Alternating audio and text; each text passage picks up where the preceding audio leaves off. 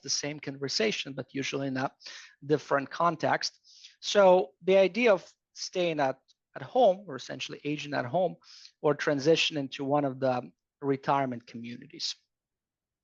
I will start by saying that, I guess goes without saying, this is a very personal decision, at least in terms of where I'm coming from as a financial planner. I tend to, deal with this relatively frequently. We have this conversation with most of my clients. I'm rarely the one who raises this question. I don't necessarily feel comfortable do that.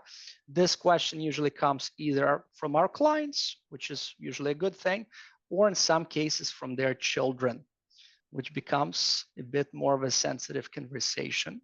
I'll start by saying, perhaps stating the obvious here, that most people prefer to stay at home for as long as possible. Again, we want to explore other options, and where we are in year 2025, specifically in DC area. I don't know how many different communities you visited, but a lot of them are certainly not what it used to be 10, 20, or 30 years ago.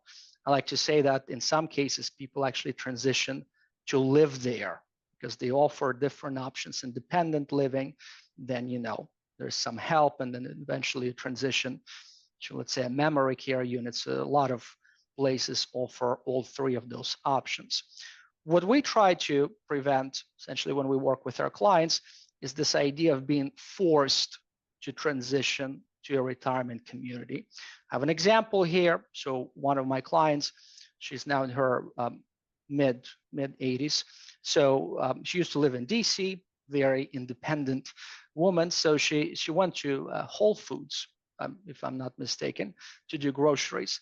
So she fell, and as you can imagine, it took her over 6 months, if I'm not mistaken, to fully recover. She was in a wheelchair, but the reality of the situation is she never truly fully recovered. So then she had to have aides come to her house. Her expenses started to build up, and essentially, within 6 months or so, she transitioned to Ashbury in this case. So she's there now. Now she seems to be enjoying it now, but frankly, that was not her choice. She was not necessarily prepared to do that. It's just that her, life circumstances essentially forced her to make that decision. In terms of sometimes even our existing clients, and I covered this in one of our newsletters, of course, people tend to feel very independent and want to remain as independent as possible. But every so often you start digging a bit deeper, start thinking about things like social isolation, which tends to come with limited mobility. So that's one of those, again, questions. Is this truly what you want? The idea of having a strong support network. Of course, that's one of the things that villages such as Chevy Chase does very well, because many people don't have that support network. One of the things I say openly, even when I talk about this with our clients, in many cases, it's really not wise to rely on your children. They may not be in this area. So how exactly would that work? And even when they're helping you, let's say you're in this situation for the next 5, 7, 10 years, well, it may very much create a burden on them. So I'm not sure if that's necessarily, again, the best support network for you.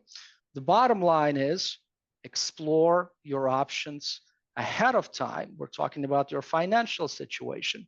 We're talking about visiting different communities. As perhaps some of you know, they would be more than welcome to give you a tour. Yes, some of them are very expensive, like the one they just opened in DC, Inspire. I don't know if any of you heard about it. There are some of them that are much more manageable. There are lots of choices. In terms of the potential costs, so I've tried my best to do a little bit of research here on the internet. I'll tell you up front, I don't trust these numbers, because when I, again, work with my clients to look at the actual expenses, they tend to be much higher than the averages, but still, to share this with you. Of course, if you decide to stay in your home, chances are you would need to make some adjustments to it, so it's agent friendly, how they say. And I can't really find any kind of average for you. I'll just tell you that we have clients who live in Frederick, It's a single level home, and they actually updated everything within a year, and it cost them only 75,000. So we were the ones making distributions to them. So it was a relatively manageable project. The other family there in Potomac, it's a multi-level home, so they had to add an elevator, all of those different things. It took them multiple years, and the total cost was right around 300,000. So the range can be rather wide, let's put it that way. If you ever need an aide, semi-skilled care, in other words, the average in the DC area is $22. If you ever need essentially a nurse or a nurse practitioner comes to your house to do any kind of medical procedures, it's of course going to cost you more. The average is $30 for that. And overall, again, in the DC area, on average, you're looking at over $55,000 a year. Take these numbers for what it's worth. I can tell you most of my clients who are in this situation, I would say it's a solid 6-figure plus on an annual basis. Now, one thing I wanted to cover is invisible costs, again, quote unquote, meaning that, anytime you perhaps find yourself in this situation, someone else needs to arrange for a lot of these things for you. It can be your, of course, immediate family, your children, can be your siblings.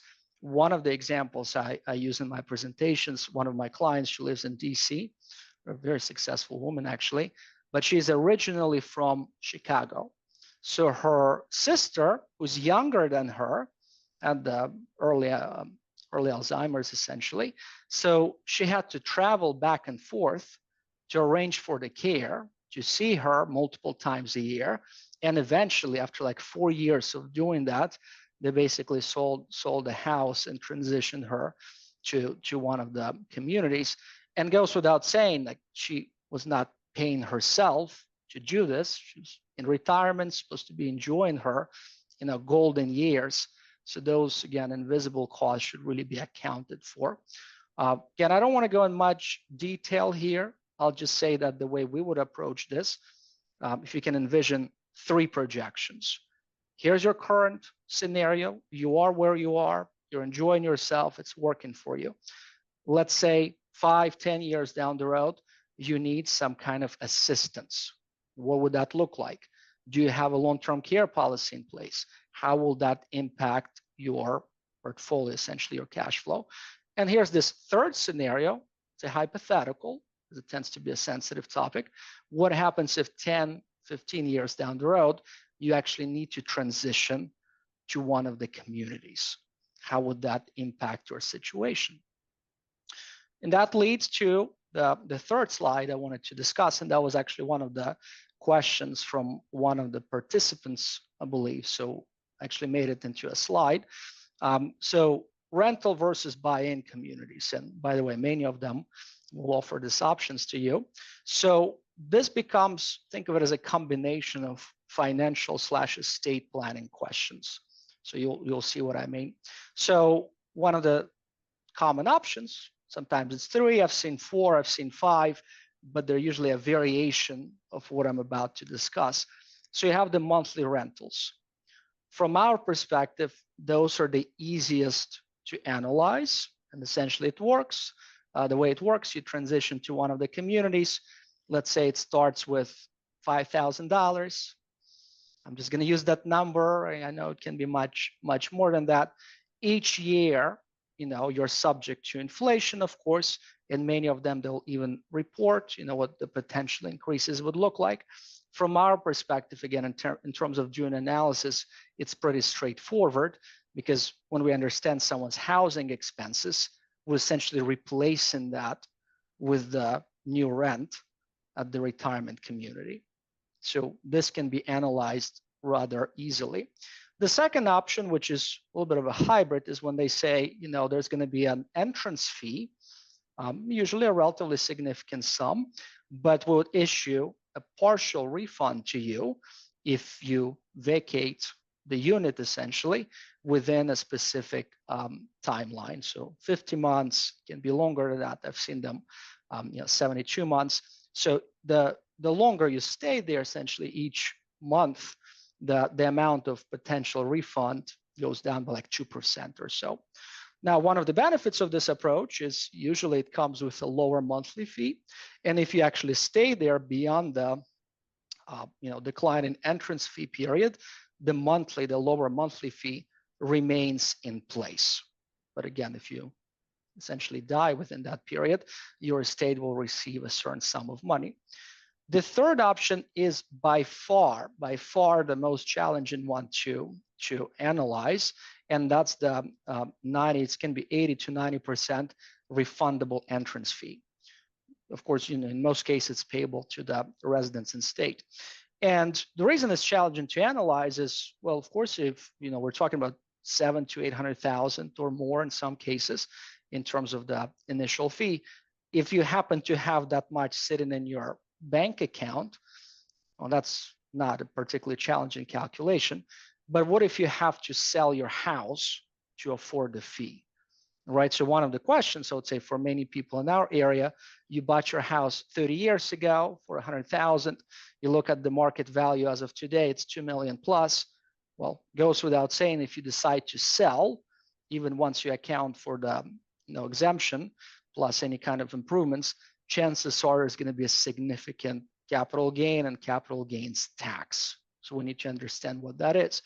If you have a brokerage account, again, that's significantly appreciated in value. If you start selling all those securities, in 1 year, that generates a significant capital gain. The worst case scenario here is when we work with clients who have large IRA accounts. Yes, as many of you know, they're fully taxable. So if you ever decide to take out, $700,000 out of your IRA, you're looking at a tax bill that would be like a 300,000 of that. So essentially, we're talking about $1 million transition. This is where you can get creative, and that's where sometimes you really need to work with an estate planning attorney who specializes in elder care. I'll tell you one of the, just as an example, the way we set it up for one of our clients. She, used to live in Bethesda, in a classic situation, as a highly appreciated house, IRA accounts, 3 children, and the way we set it up, they essentially funded for her to stay in the retirement community so that, well, yes, upon her death, they essentially inherit the house with 100% step up in basis. And for the time being, they were actually renting the property and generating some income. This doesn't apply probably to most people, but again, can be creative here.